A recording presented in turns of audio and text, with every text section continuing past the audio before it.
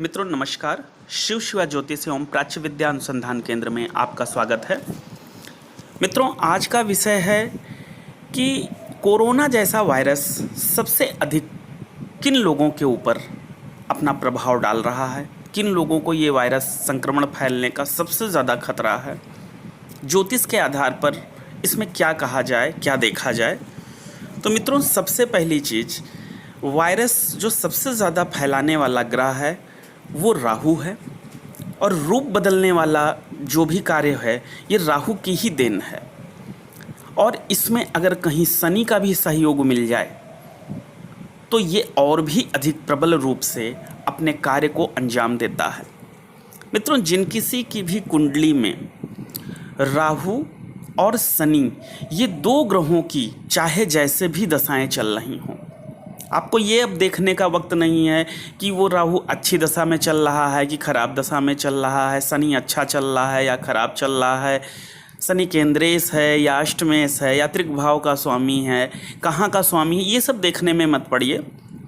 क्योंकि हर ग्रह का एक अपना स्वभाव भी होता है, नेचर भी होता है। वो कुंडली के त्रिकोण केंद्र के अलावा, पाप भावों के अलावा अपने नेचर का भी फल देता ही देता है।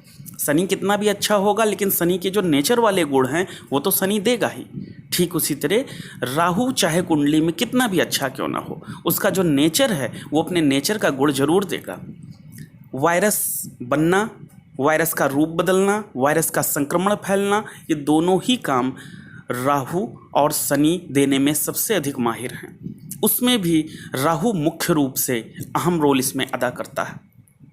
इसलिए जिन किसी की भी कुंडली में राहु की दशा, अंतरदशा, प्रत्यंतर दशा, कुछ भी ऐसी दशाएं चल रही हों, वो लोग सबसे ज़्यादा सतर्क रहें। उनको संक्रमण फैलने का सबसे अधिक खतरा होता है। दूसरी चीज़, किसी की भी कुंडली में अगर लग्नेश कमज़ोर हो जाएगा तो वैसी हालत में और अधिक खतरे का स्थिति बन सकती है, क्योंकि लग्नेश की मजबूती ही तय करती है आपकी सुरक्षा। अगर आपकी कुंडली में राहु और शनि जैसे ग्रह की दशाएं चल रही हों और लग्नेश खराब पोजीशन में हो या लग्नेश कमज़ोर स्थिति में हो तो वैसे हालात में स्थिति और ज़्यादा खराब हो सकती है। जिन लोगों की कुंडली में मार्केस की दशा चल रही हो वहाँ पर भी स्थितियाँ अनुकूल नहीं कही जा सकती हैं। तो आप इतने चीज़ों को विशेष करके ध्यान से देखें कि लग्नेश कुंडली में मजबूत है या नहीं और कौन सी दशाएं चल रही हैं। दशा ही समय तय करता है। अगर दशाएं राहु की, शनि की किसी भी रूप से जाने अनजाने चल रही हैं या कमज़ोर लग्नेश की चल रही हैं या मार्केस की चल रही हैं तो ऐसे हालात में संक्रमण फैलने का सबसे अधिक खतरा होता है। रोगेश की दशा चल रही है तो भी संक्रमण फैलने का खतरा होता है। अगर रोगेश किसी भी तरीके से राहु शनि से कनेक्ट है या लग्नेश राहु शनि से कनेक्ट है तो भी ये संक्रमण फैलने का खतरा ही है। यानी हर कंडीशन में आपको लग्नेश, रोगेश, मार्केस, इन सब के साथ कहीं से भी अगर राहु शनि का प्रत्यक्ष या अप्रत्यक्ष रूप से संबंध मिल रहा है अथवा राहु और शनि की दशाएं चल रही हैं तो ऐसी कंडीशन में सबसे अधिक कोरोना फैलने का या इस तरीके का विषैला जो भी वायरस होता है उनके फैलने का शरीर में खतरा बन जाता है। अब ऐसे में क्या किया जाए? सबसे पहली चीज़ कि अगर आपकी दशाएं खराब चल रही हैं तो उनका उपाय पहले ही कर लें। यानी राहु के लिए जौ को नदी में अगर छोड़ा जाए अपने वजन के बराबर या वजन के 10वें हिस्से के बराबर का जो जौ होता है उसको आप अपने हाथों से नदी में छोड़ दें। यदि कोई पेशेंट है तो उसके घर का ब्लड रिलेशन का कोई, परिवार का कोई पुरुष सदस्य या परिवार का कोई करीबी सदस्य ले जाके उसके नाम से नदी में छोड़ दे। और साथ में काले उर्द भी नदी में छोड़े जाएं। सरसों के तेल को पीपल के वृक्ष के नीचे या किसी शिव मंदिर या हनुमान मंदिर में ले जा करके दान किया जाए।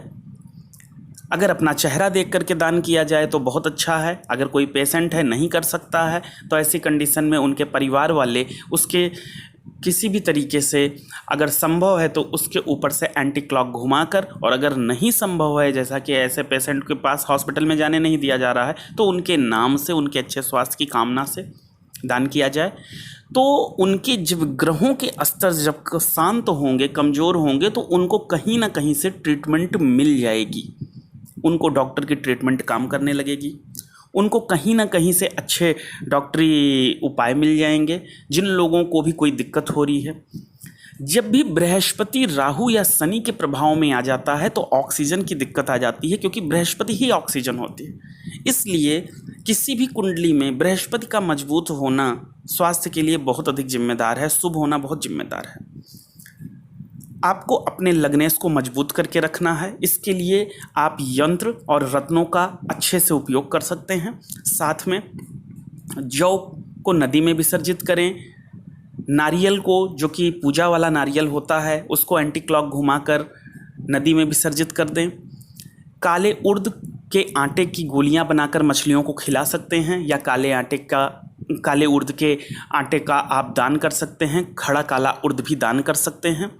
ये सारी चीज़ें अच्छे स्वास्थ्य की कामना से होने से पहले ही, यानी कि जैसे ही आपको ऐसा अनुभव है कि आपकी कुंडलियों में इस तरीके के योग हैं, आप पहले ही कर दीजिए उपाय। ये उपाय कर देने पर ऐसी स्थिति बनने से बचाव होगा, और अगर ऐसा खुदा ना खास्ता आप ऐसे संक्रमित हो भी गए तो आपको सही ट्रीटमेंट, सही उपाय, सही इलाज मिल जाएगा, आप सुरक्षित रहेंगे।